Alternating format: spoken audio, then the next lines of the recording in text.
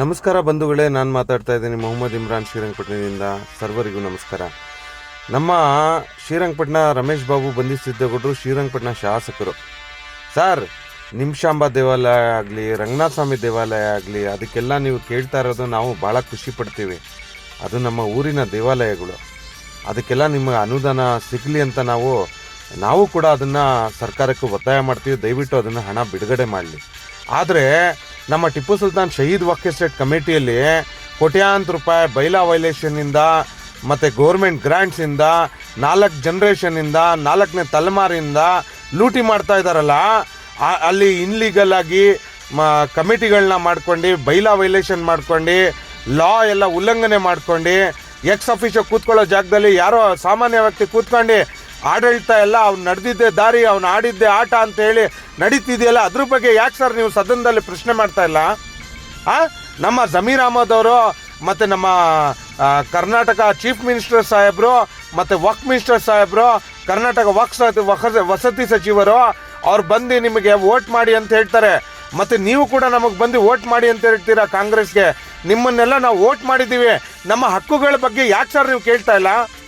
ಇದು ಅಲ್ಲಾಹನ ಹೆಸರಲ್ಲಿ ದಾನ ಮಾಡಿರೋಂಥ ಆಸ್ತಿಗಳು, ಆ ಆಸ್ತಿಗಳ ಮೇಲೆಲ್ಲ ಕೂತ್ಕೊಂಡು ವಕ್ಫ್ ಬೋರ್ಡ್ ಅಂದರೆ ಆಸ್ತಿಗಳೆಲ್ಲ ಲೂಟಿ ಮಾಡ್ತಾ ಇದ್ದಾರಲ್ಲ, ಅದ್ರ ಬಗ್ಗೆ ಯಾಕೆ ಸರ್ ಕೇಳ್ತಾ ಇಲ್ಲ?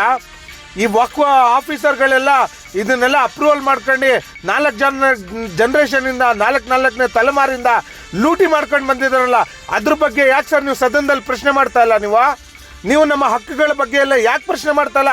ಇಂಥವ್ರಿಗೆಲ್ಲ ಕಮಿಟಿ ಮಾಡಿ ಕೊಟ್ಬಿಟ್ಟು ಇಲ್ಲಿ ನಮ್ಮ ಹಕ್ಕುಗಳ ಪಾರ್ಕಿಂಗಿಂದ, ಚಪ್ಪಲಿ ಪಾರ್ಕಿಂಗಿಂದ ಈ ಅಂಧಾಧುನ್ ದರ್ಬಾರ್ ನಡೆಸ್ತಾ ಇದ್ದಾರೆ. ಅದ್ರ ಬಗ್ಗೆ ಯಾಕೆ ಸರ್ ನೀವು ಪ್ರಶ್ನೆ ಮಾಡ್ತಾ ಇಲ್ಲ? ಈ ಆಂಟಿಕ್ ಪೀಸ್ಗಳೆಲ್ಲ ಮಾರ್ಬಿಟ್ಟಿದ್ದಾರೆ. ಕೋಟ್ಯಾಂತರ ರೂಪಾಯಿ ಬೆಳೆ ಬಾಳೋ ಅಂಥ ವಸ್ತುಗಳದೆಲ್ಲ ನಮ್ಮ ಹಿರೀಕರು, ಊರಿನ ಹಿರೀಕರೆಲ್ಲ ಹೇಳ್ಕೊಂಡು ಬಂದಿದ್ರು. ಅಂಥ ಆಸ್ತಿಗಳೇ, ಅಂಥ ಆಂಟಿಕ್ ಪೀಸ್ಗಳೆಲ್ಲ ಮಾರ್ಬಿಟ್ಟಿದ್ದಾರೆ. 250 ವರ್ಷದ್ದು 200 ಗಿಫ್ಟ್ಗಳೆಲ್ಲ ಕೊಟ್ಟಿರೋಂಥ ಆಸ್ತಿಗಳದೆಲ್ಲ ಅಂಥ ಆಂಟಿಕ್ ಪೀಸ್ಗಳೆಲ್ಲ ಮಾರ್ಬಿಟ್ಟಿರೋ ದೀಪಾವಳಿ ಕಂಬದ ಎಲ್ಲ. ಅದನ್ನೆಲ್ಲ ಯಾಕೆ ನೀವು ಪ್ರಶ್ನೆ ಮಾಡ್ತಲ್ಲ? ಇದನ್ನೆಲ್ಲ ಯಾಕೆ ತನಿಖೆ ನಡೆಸ್ತಾ ಇಲ್ಲ ನಮ್ಮ ಸರ್ಕಾರದವರು? ಇದನ್ನೆಲ್ಲ ಯಾಕೆ ಜನಗಳಿಗೆ ಹಕ್ಕು ಕೊಡ್ತಾ ಇಲ್ಲ? ಬಡವ್ರು ಆಗೋಗಿದ್ದಾರೆ ಇವರೆಲ್ಲ. ಈ ಕಮಿಟಿಯ ಬಡವ್ರು ಆಗೋಗಿದ್ದಾರೆ. ಆಸ್ತಿಗಳನ್ನೆಲ್ಲ ದಾನ ಮಾಡಿ ಎಲ್ಲ ಮಾಡಿದ್ರು ನಮ್ಮ ಊರವ್ರು ಬಡವ್ರಿಗೋಸ್ಕರ ಅಂತೇಳಿ. ಇವು ಕಮಿಟಿಗಳವರೆಲ್ಲರೂ ಸೌಕರ್ಯರಾಗೋಗಿದ್ದಾರೆ. ಇದೆಲ್ಲ 4ನೇ ತಲೆಮಾರಿಂದ ನಡೆಸ್ಕೊಂಡು ಬಂದು ಇವ್ರ ಮೇಲೆ ನೀವೆಲ್ಲ ಆ್ಯಕ್ಷನ್ ತಗೋಬೇಕು. ಇದನ್ನ ಯಾಕೆ ಸರ್ ರಮೇಶ್ ಬಂಧಿಸಿದ್ದೇಗೌಡರು ನೀವು ಸದನದಲ್ಲಿ ಪ್ರಶ್ನೆ ಮಾಡ್ತಾ ಇಲ್ಲ? ನಮ್ಮ ಹಕ್ಕುಗಳನ್ನೆಲ್ಲ ಯಾಕೆ ಕೊಡಿಸ್ತಾ ಇಲ್ಲ ನೀವು?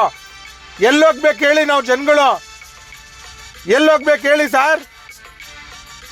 ರಮೇಶ್ ಬಾಬು ಬಂಧಿಸಿದ್ದೇಗೌಡ್ರೆ, ಮಾನ್ಯ ನಮ್ಮ ಶ್ರೀರಂಗಪಟ್ಟಣ MLA ಅವರೇ, ನೀವು ಹಕ್ಕುಗಳ ಬಗ್ಗೆ ನಮ್ಮ ಯಾವತ್ತು ಜನಪರರಾದಂಥ ವ್ಯಕ್ತಿ ನೀವು ಎಲ್ಲೋಗ್ಬೇಕು ಹೇಳಿ? ನಾವೆಲ್ಲ ಯಾಕೆ ಇಲ್ಲಿ ತನ್ವೀರ್ ಸೇಠ್ ಸಾಹೇಬ್ರು ಕಾಂಗ್ರೆಸ್ MLA, NR ಕ್ಷೇತ್ರ MLA ಚೇರ್ಮನ್ ಇದ್ದಾರೆ ಅಂತ ಹೇಳ್ಬಿಟ್ಟು ನೀವು ಕೇಳ್ತಾ ಇಲ್ವಾ?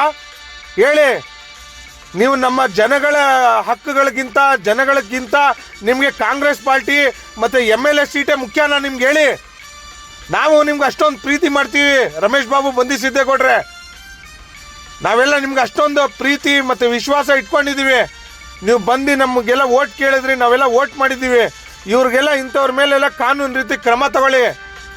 ನಮ್ಮ ವಕ್ಕಿನ ಆಸ್ತಿಗಳೆಲ್ಲ ಲೂಟಿ ಮಾಡ್ತಾ ಇದ್ದಾರೆ.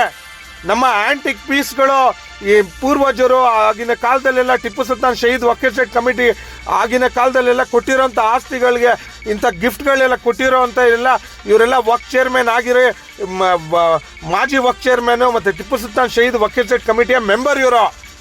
ಇದೆಲ್ಲ ಎಲ್ಲೋಯ್ತು? ಕೋಟ್ಯಾಂತರ ರೂಪಾಯಿ. ಆ ಬಡವ್ರು ಆಗೋಗಿದ್ದಾರೆ. ಈ ಕಮಿಟಿಯವರೆಲ್ಲ ಕೋಟ್ಯಾಧೀಶರಾಗೋಗಿದ್ದಾರೆ. ವಕ್ಫಿನ ಆಸ್ತಿ ಮೇಲೆ ಕೂತ್ಕೊಂಡು, ಬಡವ್ರ ಹಕ್ಕಿನ ಮೇಲೆ ಕೂತ್ಕೊಂಡು ಬಡವ್ರು ಎಲ್ಲೋಗ್ಬೇಕು ಹೇಳಿ? ಮಾನ್ಯ ರಮೇಶ್ ಬಾಬು ಬಂಧಿಸಿದ್ದೇಗೌಡ್ರೆ, ಹೇಳಿ. ಉತ್ತರ ಕೊಡಿ, ಜನಕ್ಕೆ ಉತ್ತರ ಕೊಡಿ ಸರ್. ಬರುವಂಥ ಪ್ರವಾಸಿಗರಿಗೆಲ್ಲ ಲೂಟಿ ಮಾಡ್ತಾ ಇದ್ದಾರೆ. ಗೋಲ್ಕದಿಂದ, ಚಂದದಿಂದ, ಪಾರ್ಕಿಂಗಿಂದ ವಕ್ಫ್ ಪ್ರಾಪರ್ಟಿಗಳೆಲ್ಲ ಸೇಲ್ ಮಾಡಕ್ ಬಿಟ್ಟಿದ್ದಾರೆ. ಅದೆಲ್ಲ ಬಡವ್ರು ದಾನ ಮಾಡಿರೋಂಥವ್ರು, ನಮ್ಮ ಮುಸ್ಲಿಂ ಜನಾಂಗದವ್ರು ದಾನ ಮಾಡಿರೋಂಥವ್ರು. ಸರ್, ನಿಮ್ಮ ಕೈ ಮುಗಿತೀವಿ ಸರ್.